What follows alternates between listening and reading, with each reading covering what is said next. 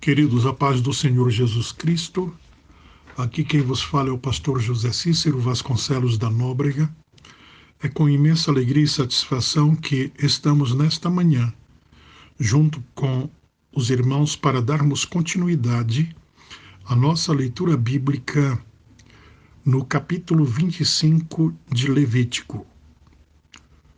Ontem conversamos com os irmãos sobre o versículo 1 ao versículo 7, e podemos ver que Deus, o dono desta terra, que criou, prepara a terra de Canaã para dar ao povo de Israel em usufruto.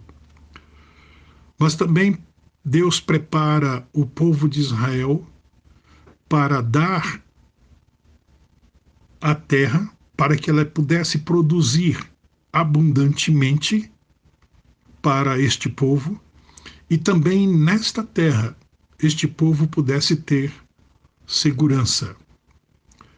Do versículo 8 ao versículo 22, que é a nossa leitura bíblica de hoje, nós estaremos percebendo Deus, o dono da terra, concedendo ordens, regras, normas, estatutos para este povo, para que eles pudessem ser bem-sucedidos e prósperos e seguros nesta terra. Deus estabelece, então, o ano do jubileu. E assim nos diz o texto bíblico, do versículo 8 ao versículo 22. Também contarás 7 sábados de anos, 7 vezes 7 anos, de maneira que os dias dos 7 sábados de anos serão 49 anos. Então, no 10º dia do 7º mês, farei soar fortemente a trombeta. No dia da expiação farei soar a trombeta por toda a vossa terra. E santificareis o ano 50º, e apregoareis liberdade na terra a todos os seus habitantes. Ano de jubileu será para vós, pois tornareis cada um a sua possessão e cada um a sua família. Este ano 50º será para vós jubileu. Não semeareis, nem cegareis o que nele nascer de si mesmo, nem nele vindimareis as uvas das vides não tratadas, porque é jubileu, santo será para vós. Diretamente do campo comereis o seu produto. Nesse ano do jubileu, tornareis cada um a sua possessão. Se venderdes alguma coisa ao vosso próximo, ou a comprardes da mão do vosso próximo, não vos defraudareis uns aos outros. Conforme o número de anos, desde o jubileu, é que comprarás o teu próximo, e conforme o número de anos das colheitas, é que ele te venderá. Quanto mais forem os anos, tanto mais aumentarás o preço, e quanto menos forem os anos, tanto mais abaixarás o preço, porque é o número das colheitas que ele te vende. Nenhum de vós oprimirá ao teu próximo, mas temerás o teu Deus, porque eu sou o Senhor vosso Deus. Pelo que observareis os meus estatutos e guardareis os meus preceitos, e os cumprireis. Assim habitareis seguro na terra. Ela dará o seu fruto, e comereis a fartar, e nela habitareis seguros. Se disserdes que comeremos no 7º ano, visto que não havemos de semear nem fazer a nossa colheita, então eu mandarei a minha bênção sobre vós no 6º ano, e a terra produzirá fruto bastante para os 3 anos. No 8º ano semeareis, e comereis da colheita velha, até o ano 9º, até que venha a colheita nova, comereis da velha. Queridos, como mencionamos nesse texto bíblico que lemos, as passagens tratam da instituição do ano do jubileu. Após 7 ciclos de anos sabáticos, o 50º ano seria o ano do jubileu. O 7º mês era o começo do ano civil, seu 10º dia, e dia de expiação. Era a data em que as pessoas se libertavam do pecado e da culpa. O ano do jubileu, no versículo 9, acontecia a cada 50 anos. Era como um ano sabático do versículo 3 a 7. Com a exceção de que o ano do jubileu também tinha o propósito de devolver as propriedades e as terras aos donos originais, e os servos às suas famílias. Isto significava que, 2 vezes a cada século, a economia de Israel era, de certa forma, nivelada, embora a renda não fosse redistribuída.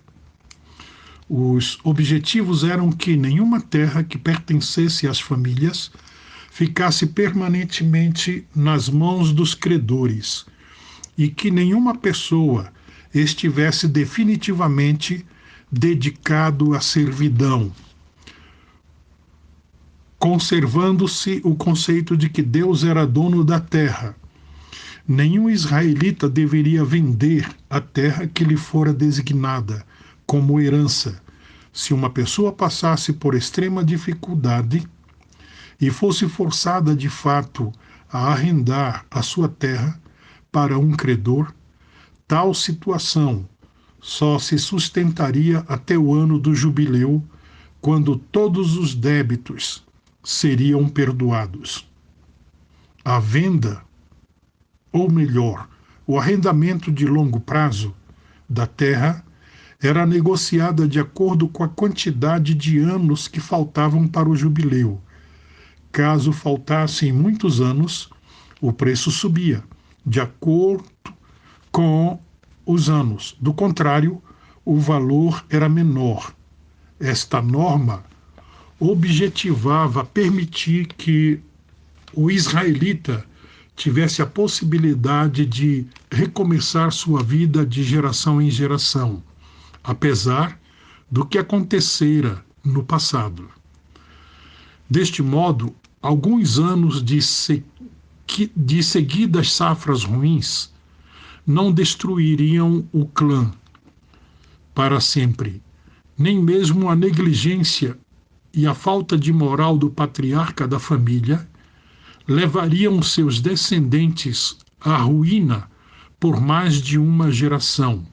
Infelizmente, esta sábia provisão planejada para dar esperança aos indivíduos e estabilidade social à nação foi raramente, se foi cumprida.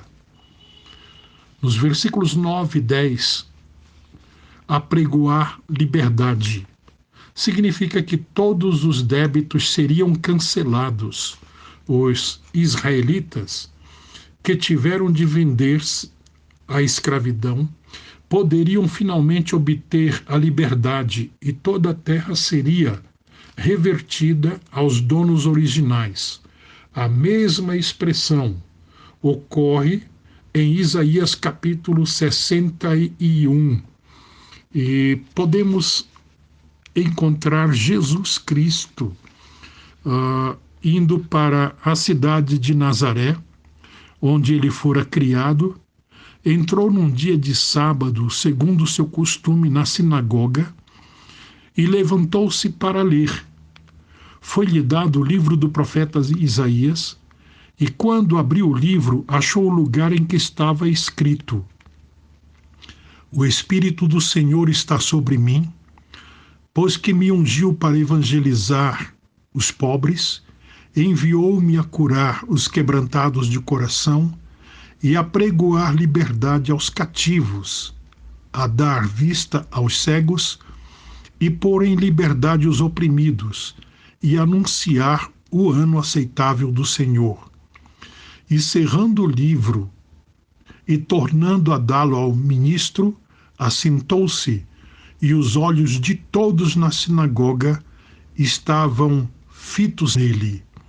Então começou a dizer-lhes: hoje se cumpriu esta escritura aos vossos ouvidos. A missão de Jesus Cristo aqui seria anunciar a liberdade àqueles que perderam sua herança e tornaram-se servos do maligno. Em Marcos capítulo 4, versículos 16 a 20, nos diz assim: ali ele afirmou que o texto descreve a essência do seu ministério. De igual forma, descreve o ministério básico que ele passou à sua igreja.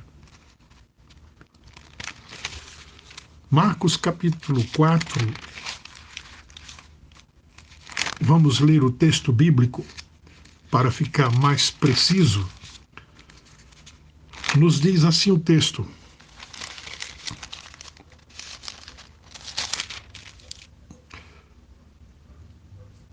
e da mesma sorte, os que receberam a semente sob pedregais, que ouvindo a palavra, logo com prazer a receberam, mas não têm raiz em si mesmos.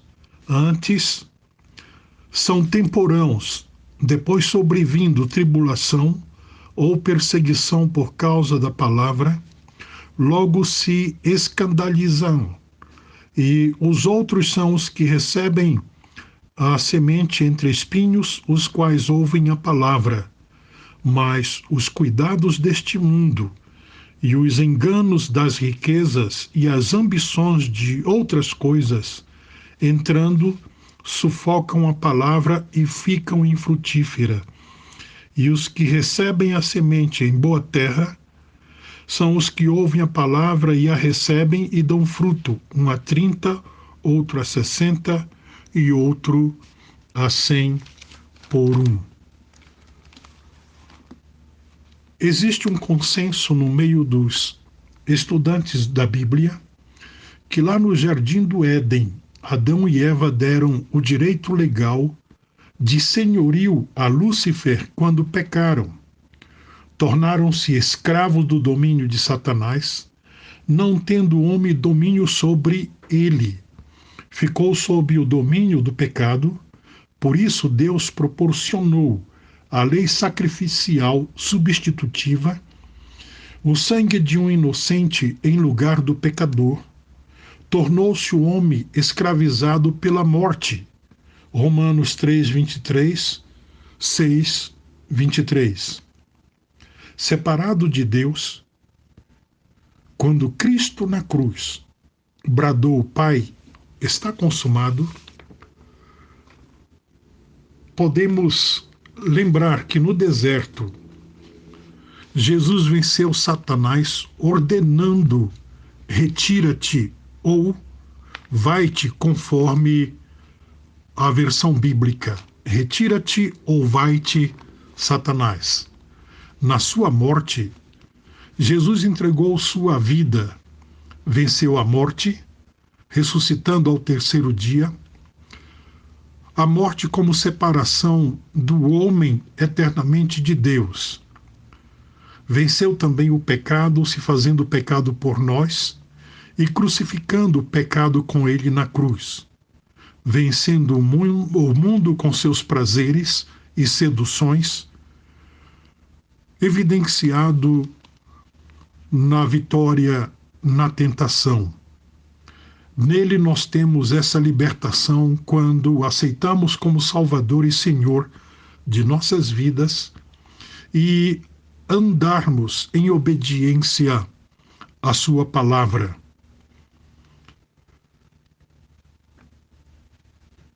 No versículo 13 a 17 do capítulo 25 de Levítico, não oprimir um irmão israelita era uma maneira de mostrar temor ou reverência e respeito a Deus.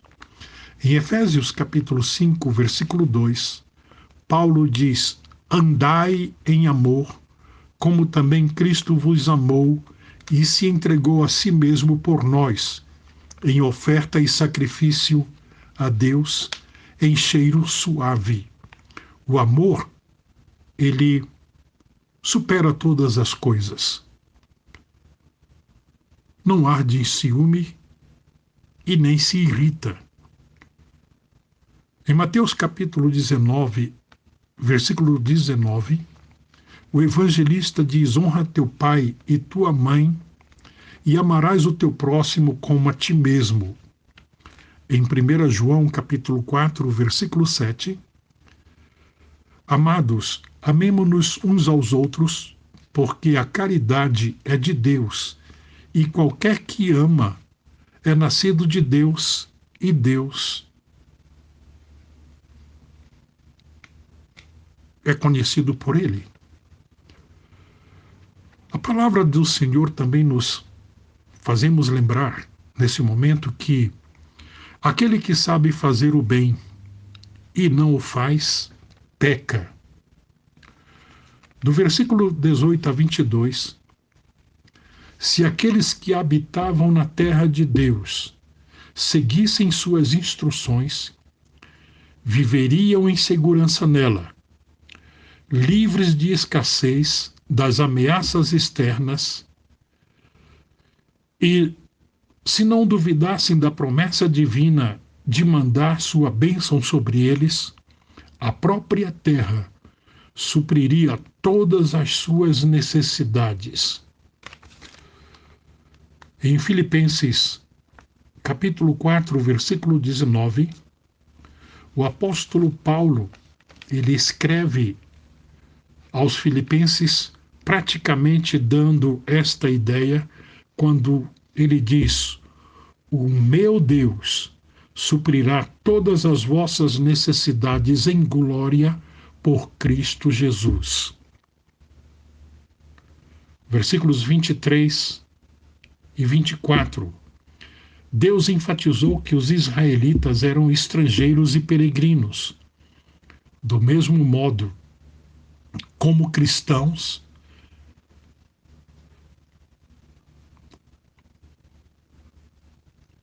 fiéis, vivemos na terra como um estranho hóspede, esperando por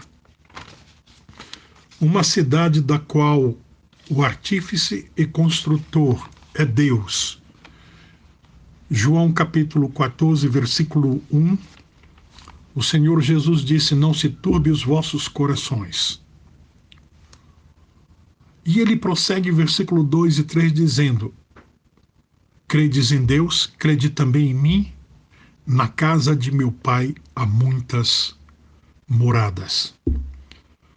Hebreus capítulo 11, versículo 10, nos mostra quem é o construtor dessa cidade que está preparada para nós.